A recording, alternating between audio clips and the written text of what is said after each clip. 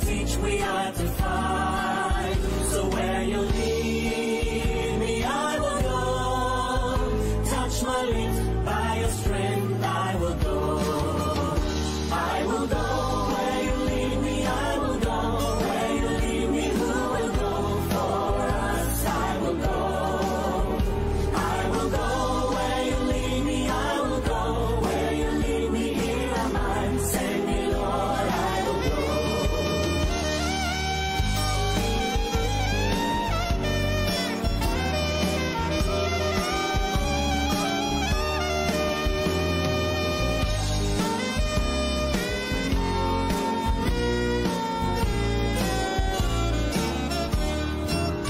Because my eyes have seen the King, I must tell all the world, worship Him. In all the nations, in all the world, where He sends me, yes, I will go. I will go where you lead me, I will go. Where you lead me, who will go for us? I will go. I will go where you lead me, I will go. Where you lead me, here am I. Send me, Lord, I will go. I will go. I will go. Who will go for us? I will go. I will go. I will go. Here am I. Send me, Lord, I will go. I will go. I will go. I will go.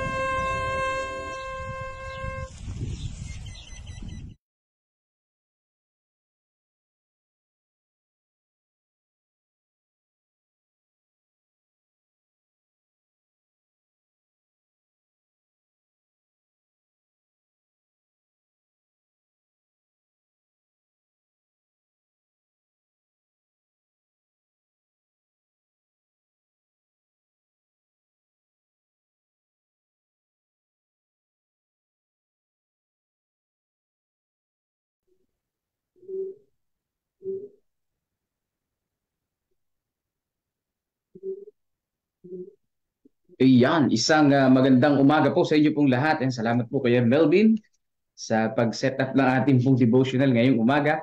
September 6, yan, araw ng Merkules. Aba? Happy midweek sa inyo lahat mga kapatid. Sais na pala ngayon, matindi ano. So tayo ay patuloy na pinagpapala ng ating Panginoon sa mga oras na ito. At ngayon pong umaga ay ating pong pag-aaralan ang buhay ni Josue. Yan, Josue 1:5 ang ating pong pinaka-key text. So tayo po ay manalangin mga kapatid. Panginoon namin mahal na siyang aming patuloy na sinasamba, kayo po ay aming Diyos na hindi nagbabago, hindi nagsasawang magmahal sa amin. Amin pong dalangin, O Diyos, sa umaga na ito, ang buhay ni Josue, na nawa ay meron kaming bagong matutunan at ma-apply sa aming buhay. Salamat po, O Diyos, sa pag-ibig niyo po sa amin at sa pagdinig ng aming dalangin sa banal na pangalan ni Jesus. Amen. So ang sabi po dito sa 1:5 ng Josue, walang sino mang tao ang magtatagumpay laban sa iyo sa lahat ng mga araw ng iyong buhay. Kung paanong ako'y nakasama ni Moises, ako'y makakasama mo rin. Hindi kita iiwan na pababayaan man. Narito si Josue ay isang naging leader ng Israel pagkatapos ni Moises, mga kapatid. At ang sabi dito, kung papaanong hindi pinabayaan si Moises, hindi rin papabayaan si Josue ng ating pong Panginoong Diyos. So yan ang napakagandang pangako, di ba? Pero si Moises namatay. Lingkod ng ating Panginoong Diyos namatay din. Siyempre naman ang sanlibutan ay ganyan talaga. Kahit na pinili ka ng Panginoon, mamamatay pa din. Dahil nga nasa sanlibutan tayo na makasalanan, na ang kamatayan ay nariyan. Magkakaroon lang tayo ng buhay na walang hanggan sa pagdating ng ating Panginoon sa ikalawa. So dito pasimula pa lang ng buhay ng tao dyan sa mga panahon nila Moises at saka ni Josue. So sabi po dito sa ating devotional, pagkatapos ng kamatayan ni Moises, itinalaga si Josue bilang tagapanguna ng Israel para dalhin sila sa lupang pangako. So ibig sabihin si Moises natanaw niya lang yung lupang pangako. Dahil din naman din kasi sa naging karakter ni Moises bumigay din si Moises na talagang sa sobrang hirap ng pagiging leader ng Israel, bumigay siya, grabe. Talagang nanggigil din siya sa bayan ng Israel, hindi niya kinaya, hindi niya nasunod yung utos ng ating Panginoon. Kaya sabi ng Panginoong Diyos, so yan, matatanaw mo lang yung lupang pangako pero hindi ka makakarating. Ang nagpatuloy na si Josue. Siya ay talagang karapat-dapat para sa mahalagang tungkulin. Bakit kaya naging karapat-dapat itong si Josue? Siya ay naging pangunahing lingkod ni Moises ng malaking bahagi ng panahon nang naliligaw sa ilang ang Israel. So ibig sabihin itong si Josue bago maging leader, siya ay lingkod ni Moises.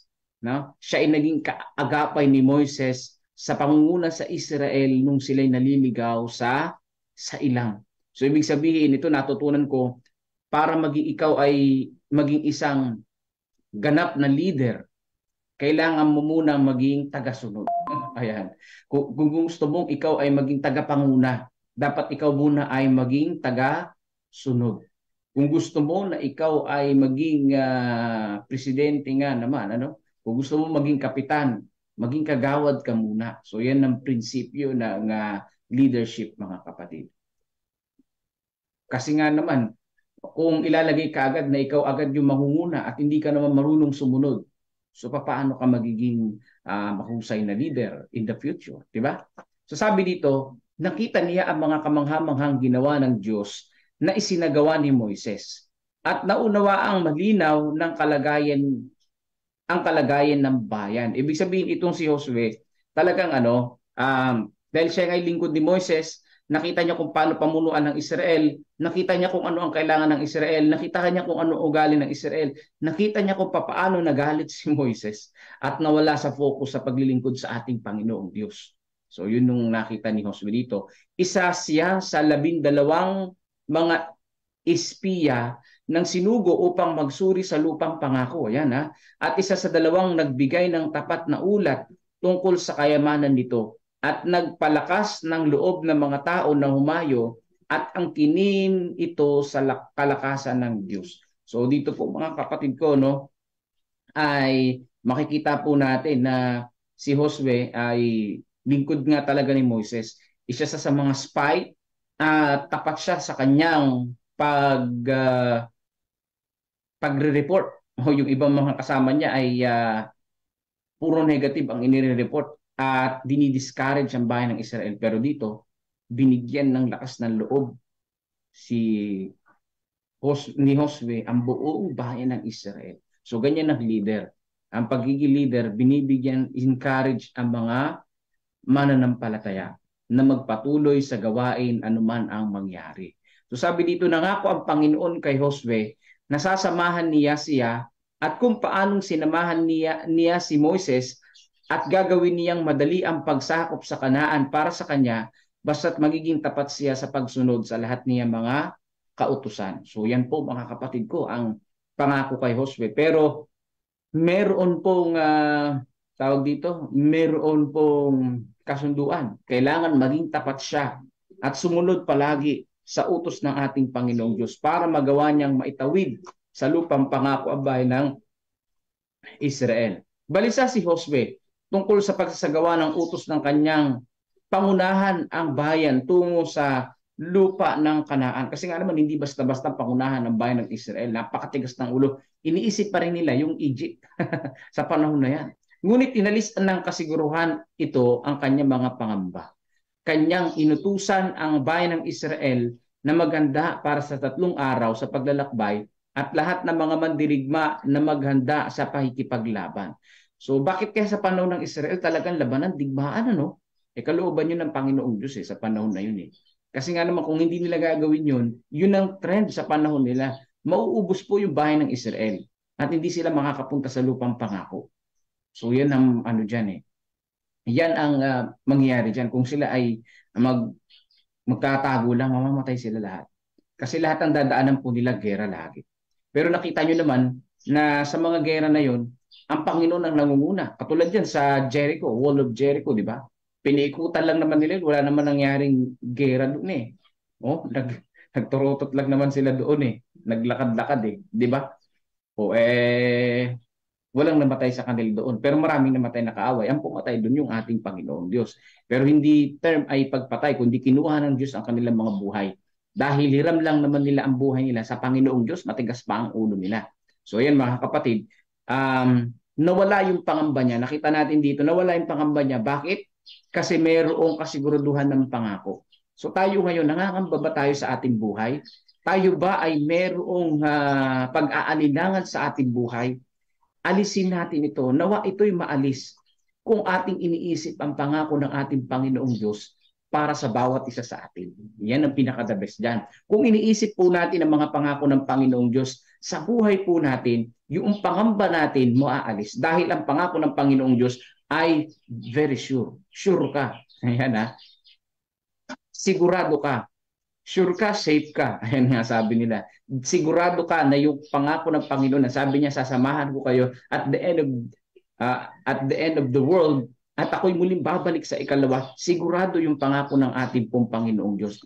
Kaya, kailangan maalis na yung ating pangamba sa ating puso't isipan. At sila'y sumagot kay Josue na sinasabi, lahat ng iyong iniutos sa amin ay aming gagawin. At saan mo man kami suguin ay pupunta kami. Kung paanong pinakinggan namin si Moises sa lahat ng mga bagay, ay gayon ka namin papakinggan. So nakita nyo na dito mga kapatid ko.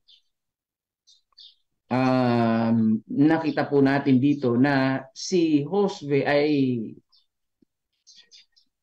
nagkaroon ng lalong lakas ng loob nung marinig niya na yung bayan ng Israel susunod sa kanya. Maganda mamuno kapag kaganyan na walang pasaway o lahat susunod sa iyong sinasabi. Basta't yung sinasabi mo tungkol sa Panginoong Diyos.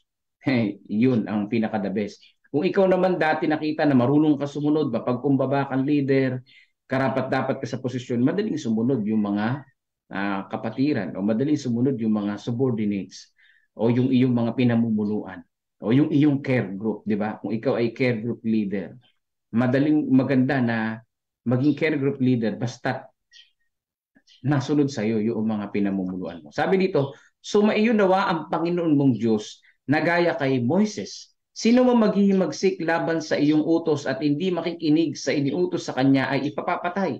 Magpakalakas ka lamang at magpakatapang ng mabuti. Bakit kaya gano'n no, sa panahon nila, no? Yung hindi susunod kay Josue, papapatay. Kasi yan yung tinatawag na civil law sa panahon nila. Kasi nga, kinakailangan nila yun. Dahil kung hindi nila gagawin yon, ang mga Israel ay hindi susunod. Mga Israelites hindi susunod. Matitigas ang ulo ng mga yan eh. Hindi sila susunod kapag hindi nila ginawa yun. Yun ay kautosan na civil law, mga kapatid. Hindi natin pwedeng i-apply yun sa church na kung sino yung magkasala sa church, ipapapatay. Hindi yung mga kapatid. O, sa ating pong manual ay may mahabang process bago madisiplina at madisfellowship. Di ba? Pero sa bayan ng Israel, immediate agad na kung sino man yung sumuway, papatayin. Kasi nga yan yung civil law nila. At iniutos din niya ng ating Panginoon na idagdag sa kanilang civil law, sa kanilang kautusan, na walang dapat na sumuway. Kasi nga naman kukunti na nga lang sila. Kung susuway lahat, babalik sa Israel, wala nang matutira. Wala nang pupunta sa lupang pangako, di ba? So nilagyan ng ganyan na kautusan nung sila ay naglalakbay papuntang lupang pangako. Pero sa panahon ni Jesus Christ, nung nagkatawang tao si Jesus Christ, hindi na po ini-implement yan. O remember yung pong babae na dinala ng mga Hudyo sa harapan ng ating Panginoon na nahuling ng niya. Ano ang parusa dapat? Batuhin hanggang sa mamatay. Pero hindi na ginawa yun ng ating Panginoon. Kasi nga yun ay civil law.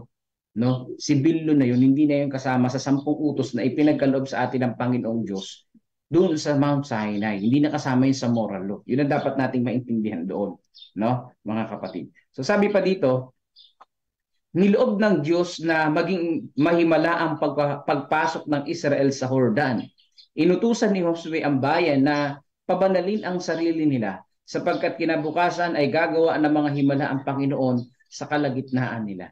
So dito po mga kapatid, ito'y napakaganda. Nakita ko dito. Gusto ba natin na gumawa ng miracle ang Panginoong Diyos sa buhay po natin? Gusto ba natin na yung ating mga panalangin ay dinggin ng ating pong Panginoong Diyos? Siyempre, nasa kalooban niya yun, mga kapatid. Ang isa sa pinaka number 1 na kailangan pala, pakabanalin ang sarili. Pakabanalin ang sarili, mga kapatid. Papaano natin ito papabanalin ang ating sarili? So yun ay susunod sa kautusan ng Panginoon, tatanggap sa ating Panginoong Diyos, mga kapatid, ang ating isipan na ililinisin natin na nakafocus sa ating tagapagligtas. O tulungan nawa tayo ng ating Panginoon at patawarin tayo sa ating Panginoong Diyos na tayo ay nananalangin kung minsan inuutusan pa natin ng Panginoong Diyos sa ating panalangin, pagkatapos hindi naman tayo nagpapakabanal, nakakahiya sa harapan ng Panginoon, di ba? Tapos sinisisi natin ng Panginoon, Panginoon, bakit hindi mo dinidinig yung panalangin namin? Baka mayroong problema sa atin. Baka hindi tayo nagpapakabanal sa ating sarili. So ganyan din ang problema ng bayan ng Israel, no? Sa panahon na sila hindi nagpapakabanal, sa panahon na sila sumasamba sa Diyos-Diyosan, sa panahon na hindi sila sumusunod sa Diyos, yan na yung panahon na sila natatalo. Pero sa panahon na sila nagpapakabanal at talagang sinusunod nila yung kalooban ng ating pong Panginoong Diyos, yung panahon na sila ay nakakatamasa ng pagtatagumpay. At sa last part, ngayon pong midweek na ito, sabi dito, sa itinakdang panahon, inutusan niya ang mga saserdote na buhatin ang arka na naglalaman ng kautusan ng Diyos at pasanin ito sa unahan ng mga tao. At sinabi ng Panginoon kay Josue, sa araw na ito ay pasisimulan kong gawin, dakila ka sa paningin ng buong Israel upang kanilang makilala na kung paanong ako'y kasama ni Moises ay gayon ako sa iyo. So yun yung pinapanghawakan ni Josue. Ayan po mga kapatid ko, no, na ang Panginoong Diyos ay patuloy nating kasama. So ang ating Panginoon, nag-expire din yung pagtawag kapag namatay na yung tao. No? Nalilipat din yung leadership ayon sa kalooban ng ating Panginoon. Siyempre dito si Moises namatay na, so kailangan ng bagong leader. Pero ang Panginoon, hindi siya tawag dito, walang favoritism na ay kay Moses 100% akong gagabay. Ay kay Josue, 70% lang kasi bago lang siya. Walang ganun, mga kapatid. Ang ating Panginoon pantay agad yung pagtrato niya, bago man o luma. sa pananampalataya, bago man o luma sa leadership, ang ating Panginoong Diyos gumagabay riyan sa mga leader natin na tapat sa ating Panginoong Diyos din naman. Yan. Kaya po ang ating Panginoon, patas ang ating tagapagligtas, ang ating Panginoong Diyos, alam niya kung sino yung tapat at alam niya kung sino yung hindi tapat. Ayan. Alam ng ating Panginoong Diyos na karapat-dapat ka maging leader. Alam ng ating Panginoong Diyos na karapat-dapat ka na ikaw ay mamuno. Kaya ang dapat mo lang ipanalangin ay patuloy ka maging tapat sa Panginoon, panghawakan ang mga pangako niya. Kaya sabi niya dito, yung pangako na pinanghawakan ni Josue, walang sino mang tao ang magtatagumpay laban sa iyo sa lahat ng mga araw ng iyong buhay. Kung paanong ako'y nakasama ni Moises, ako'y makakasama mo rin. Hindi kita iiwan ni pababayaan man. Ito mga word na ito ay pwede rin nating i-take sa ating pong mga sarili mga buhay. So kung paanong si Moises at si Josue hindi pinabayaan ng ating Panginoong Diyos, ganun din mga kapatid, hindi tayo pababayaan ng ating pong Panginoong Diyos sa ating pong mga buhay. Ang kinakailangan lamang ay sumampalataya at maging tapat sa ating pong Panginoong Diyos at panghawakan yung pag-asa na ito at yung pangako na ito mga kapatid, at maging courageous tayo, maging matatag tayo, maging matapang tayo sa paglilingkod sa ating pong Panginoong Diyos. So yan po yung natutunan natin sa buhay ni Josue, na in order for us na maging leader, kailangan muna na maging tagasunod tayo. Mag-obey muna tayo. Obserbahan muna natin ang ibang leader bago tayo magiging leader kung atin pong iyon ay minimiti o atin itong kung tayo ay may-elect na.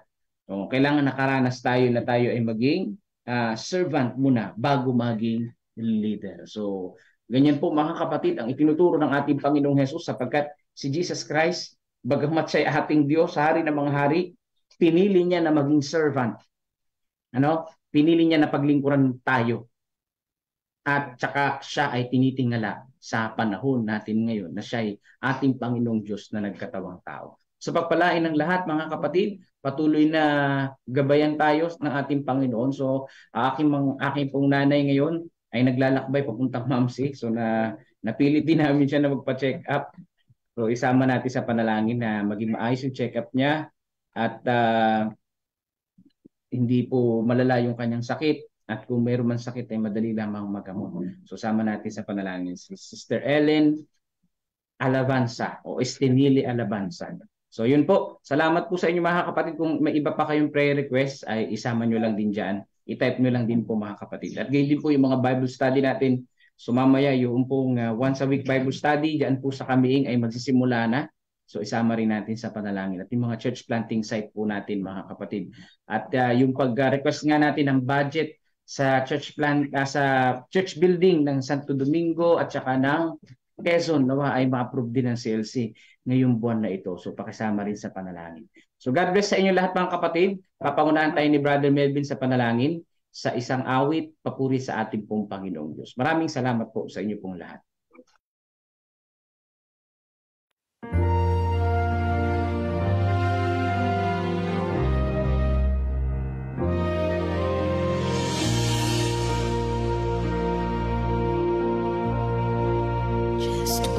Ordinary people, God uses ordinary people.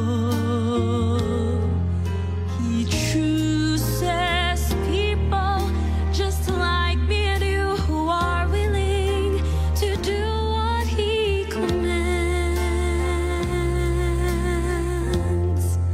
He chooses people who will give Him all, no matter how small your all may seem to you, because little becomes much when we place it in the Master's hand.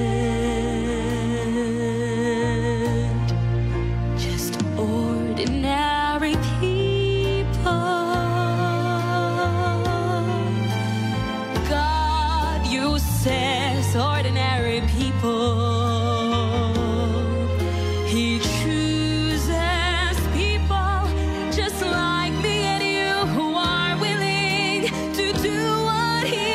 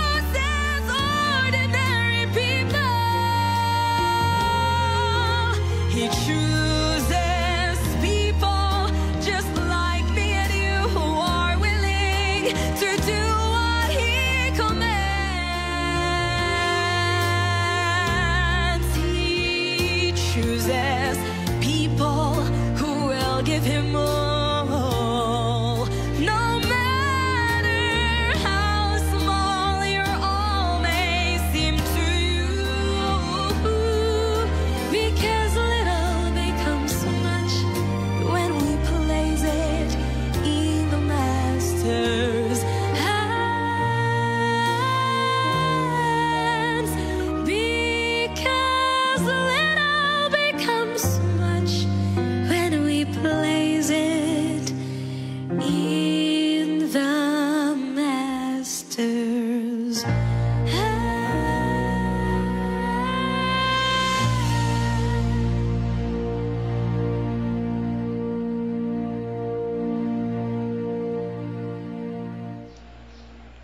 Amen! Napakagandang kanta. He chooses ordinary people just like me and you, who is willing to do what He commands. Kaya po, pagpili ng Diyos sa mga tao, yung mga ordinary lang din naman. Kagaya nga may dala ng tinapay at isda, 5 tinapay at 2 isda. Ordinary people na po. So, kapag willing tayong gumawa ng kanyang kagustuhan, tayo kanyang tutulungan. Kagaya nga ni Josue at saka ni Moises. So, nagtiwala sila sa Panginoon. At sila ay ginabayan. Kaya tunay ang Diyos ay tapat sa kanyang mga pangako. Basta magtiwala tayo sa kanya. Kaya kung sabi nga ni Pastor, kung feeling nyo yung mga panalangin ay hindi sinasagot, ay malamang may ibang plano ang Diyos para sa atin. Kaya hindi niya sinasagot yung ating panalangin. Kasi ang panalangin ay hindi naman natin yan utos sa Diyos at kanyang susundin. Yan ay request, yan ay ating hinihiling request, hindi po yan utos. Kaya wag natin i-expect na ay nagtatapat ako sa inyo, bakit hindi po binibigay yung panalangin ko? No, mga kapatid, matalino po ang ating Panginoon Diyos. Ibibigay niya sa atin yung the best para sa atin. Kaya kung wala pang answer prayer sa ating panalangin, in His time, hintayin natin, or baka may ibang plano ang Diyos para sa atin. So yun, basta patuloy na magtiwala at makakonect tayo sa Kanya palagi, huwag tayong bibitiw. Napakaganda, kagaya ni Josue. Alam niyang napakahirap nung task na kanyang minana kay Moises para dalhin yung mga tao ng Israel doon sa Kanaan, pero nagtiwala sa Diyos. Ganun lang po mga kapatid na sikreto, magtiwala tayo sa Diyos, sumampalataya sa Kanya, alisin ang mga pangamba, sabi nga ni Pastor, sa ating buhay, dahil ang pangako ng Panginoon ay sure ka, ibibigay niya. Huwag kang kakabahan. Pagka kinakabahan ka, kulang yung pagtitiwala sa Diyos, kulang. Ang the best dyan, pag medyo parang kinakabahan ka, manalangin, pumikit at manalangin, humingi ka ng makipag-usap ka sa Diyos. Napakasarap makipag-usap sa Diyos sa pamamagitan ng panalangin. Mga kapatid, napakasarap. Sabi ni Sister Angel Norlina, salamat po sa Panginoon sa maluwalhating pagsilang ng aking anak. Thank you po. Okay, nakapanganak yung anak niya po siguro, o kayo po ang nanganak. Anyway, ipagpapasalamat natin yung panganak na nakapagsilang siya ng maayos at safe ang baby at ang mother. And praise the Lord. At welcome Sister Melissa Indoctivo Garcia. Ayan, sabi na ni Risa, welcome po Sister Melissa Indoctivo. At wala bang prayer request po dito? Pakisama po sa ating prayers ang malapit ng panganak na aking anak na si Iris Mendoza. Ayan, mga anak ang anak ni Sister Rose na si Iris Mendoza. Pagpalain at ingatan po silang mag-ina. Sige, yung isa po salamat sa successful na panganak. Isa naman ay prayer request dahil mga anak na yung isa po. At sino pa? Wala na. So let's pray po mga kapatid. Panalangin natin ang bawat isa. Dakilang Diyos, amang banal na nasa langit, na siyang lumikha sa amin, na siyang nagbigay ng aming pangailangan, na siyang gumagabay sa amin sa bawat araw, na siyang nagpapakita ng kanyang pag-ibig, na siyang tapat sa amin magpakailan pa man.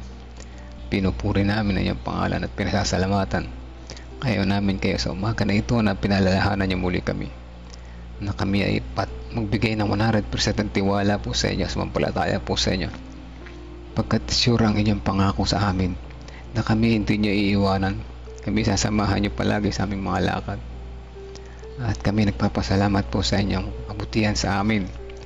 At naway kung kami man ay may hina ang aming pananampalataya paminsan-minsan, nagdududa kami, patawad po Ama. Nais namin na malakas ang aming pagtitiwala sa inyo Baguhin niyo po ang aming karakter na mapagduda upang sa ganun kami ay kagaya ni Josue magtagumpay sa tulong po ninyo at sundin ang inyong kalooban. Salamat sa pang-araw-araw na message, pang-araw-araw na panalangin. Kausap namin kayo, kasama namin kayo sa bawat umaga at sa buong maghapon. Na tunay ang pagiging koneksyon namin sa inyo ay tunay na unti-unti nakapagbabago na aming karakter. Maraming salamat po, Ama. Sa umaga na ito, nais namin sama sa panalangin ang pasasalamat ni Sister Angel Norlina na maluhating pagsilang ng kanyang anak. At nawa po ang kanyang baby at siya ay patuloy na bigyan ng kalakasan sa bawat araw at maging malusog ang kanyang baby at lumaki, nakikilala po kayo at nagtitiwala rin sa inyo kagaya ng kanyang mami. Sa pagpapatuloy, nais namin isama sa panalangin ng si Iris Mendoza na malapit na siyang magsilang ng sanggol. Patuloy niyo pong ingatan ang mag-ina, ang baby at sinapupunan na lalabas na at ang kanyang nanay na si Iris Mendoza at naway makapanganak siya ng mahinahon, maayos at ligtas ang baby at siya at kayo din maging mabilis ang recovery niya at kayo din ang bata ay lumaki rin na nakikilala po kayo, nagtitiwala rin sa inyo at kayo ay gagabay sa kanya kagaya ng paggabay sa kanyang pamilya. At gayon din sa mga ganito at patuloy namin sinasama sa panalangin ang mga pangaral na gagawin dyan sa West, dito rin sa South, lalo na yung mga Bible study dyan sa Kamiing, paparating na 1 day per week Bible study. Nga po maraming maging mga tao na mabless dito, maraming makarinig na pabalita at bigyan nyo sila ng karunungan naman na sila ay tumanggap ng mga inyong aral na namumula sa Biblia at matuto silang pumili, bigyan sila ng karunungan na pumili na piliin kayo bilang personal tagapagligtas. Kami din patuloy na sinasama sa panalangin ang church budget na ni-request papatungo dyan sa church planting, church building sa Domingo at sa Quezon na po ito ay mabilis na maaprubahan upang makapagpatuloy sa gawain ng mga sisipag na kapatiran at patuloy na may mga silungan sila sa kanilang pagsamba. At kaya namin sinasama sa panalangin ang iba pang mga kapatiran na yung mga karamdaman. At kasama namin si Gigi Concepcion, kay si Shirley Jacinto, Tatay Petong, si Kuya Mike, si Sister Nigpa Rivera, yung kanyang pamangkin, at kay si Sister Rose Grace Encarnado, yung kanyang mga kaanak na may sakit. Kasama na rin si ating Sibilia Erilia Bourbon, Renato Santos, Romnick Francisco, Olivia Francisco, Rebecca Francisco, Jennifer Pascua, Precious Cabasog, si Princess Jorquina, si Aris C, si Sister Nena, ganyan din si Tia Aning, si Tia Aurora, kasama na rin si Sister Corazon Mina, si Ate Sally Sanchez, Sister Janet Montivero sa kanilang recovery, kasama na rin si Sister Gina de Guzman, Brother Arturo Tuque at Erlinda Tuque. Mga pangalan po na ito ay nasa recovery, iba naman ay nagpapagaling at iba naman ay nagpapalakas at iba pa ay nasa malubhang kalagayan. Nais namin patuloy na isama po sa panalangin araw-araw ang mga pangalan na ito, kasama na iba pang kapatiran na hindi namin nabanggit na amin pong ipinagtitiwala ang aming kalusugan sa inyo. Alam namin na ibibigay niyo po sa amin ang the best para sa amin, kaya kami nagtitiwala po sa inyo at naway ito ay pagkaloob po sa amin ayon po sa inyong kalooban. Ganyan din aming ang mga kapatiran na dating nagtiwala at nagtapat po sa inyo na natangayin ng pagsubok sa buhay. Nais namin po sila na ilapit po ulit sa inyo, patuloy na akayin ng mga bandalang na magtiwala ulit sa inyo, kung sa ganun makasama namin ulit sila na masigasig na paggawa at naghahanda sa pagnalapit ninyong pagdating. Nagpapasalamat po kami, Ama, sa walang sawa ninyong pagtinig sa aming panalangin at humihingi kami ng kapatawaran kung kami man ay nagkulang at nagkasala. Ito ang aming dalangin sa pangalan ng Jesus na aming tagapagligtas. Amen. Amen. Amen mga kapatid, muli po, good morning po sa lahat. Good morning sa lahat ng patuloy na sumusubaybay, sa mga nag-shares. Wow, praise the Lord, 7 shares. Mas maraming nag-share, mas maraming nabebelas na po. Huwag kayong mag-alala. Ang importante ma-share natin bahala ng Holy Spirit na gumawa para maklik yung ating shinare at malay natin may isang mabless na mag-click ng link na yan. Ano po? So good morning po sa lahat. Na unang-una sila Nanay Fina, good morning po. Sister Maricel Velasquez, Ate Bebe, good morning po. Ma'am Pemi, Kuya Abner, good morning po. Sister Angel, good morning din po. Ate Resbeb, good morning po sa inyo dyan. Happy midweek po sa lahat. Sister Nery Fernandez, good morning po. Happy midweek. Si Ate Christy, Kuya Edgar, good morning po sa inyo. Sister Des, good morning po at sa inyo mga kasama riyan. Sister Normita Cabason, magandang umaga rin po sa inyo kapatid. Sister Rose Chris Encarnado, good morning din po. Sister Elizabeth Erese, Nanay Nerissa, Nanay Pina, Sister Ellen Alpindo, Ate Revi, magandang umaga po sa inyo dyan. At sino pa? Sister Shirley Rose Jacinto, magandang umaga din po sa inyo. At sa lahat po ng nakikinig sa background, yung mga hindi nag-comment na hindi ko nakikita yung mga pangalan ninyo. So, good morning din po sa inyo. Yung mga kahapon may mga nag-react pa, yung mga late na node. Dito si Luz Amol Belarte, Marie Chris Balbido, and 27 other people na nag-react sa ating video. Ano po? Yan. At sino pa?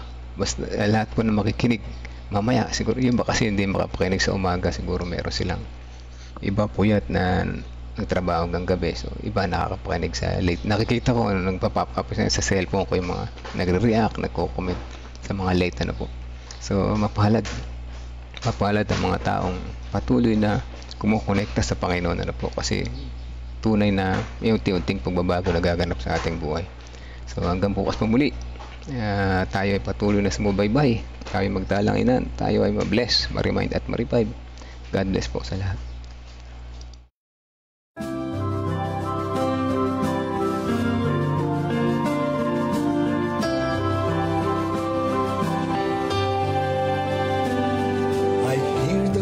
Of Jesus calling, my answer is I will go. I see the need of people crying, my answer is I will go. I go to share the message of love, I go to share the blessed hope. But if I get discouraged, I call to Jesus'